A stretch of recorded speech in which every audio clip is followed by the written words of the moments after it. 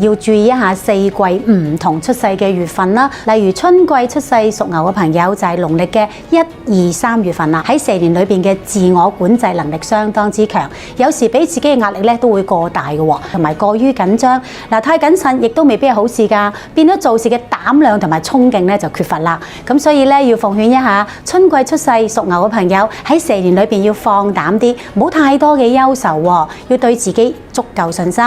嗱，講到夏季出世屬牛嘅朋友要講一講啦，喺農曆當中係4、5、6呢3個月，亦都係火旺嘅月份嚟嘅喎。火旺代表住有動力咁解，喺蛇年裏邊會好有衝勁去實現一啲自己嘅諗法嘅。咁但係記住啦，要冷靜少少，過於熱度高同埋過於衝動都會令你決策容易失誤㗎。嗱，講到秋季出世屬牛嘅朋友啦，多啲親近一啲比你運勢高啦同埋有決策力嘅朋友，多啲請教佢哋啦，特別年長嘅長者對你嘅幫助係最大。去到冬季出世牛嘅朋友啦，對嚟講動力會差咗少少嘅，所以喺實施揾錢方面要注意啦。正財會差啲，但係偏財又相當唔錯嘅喎。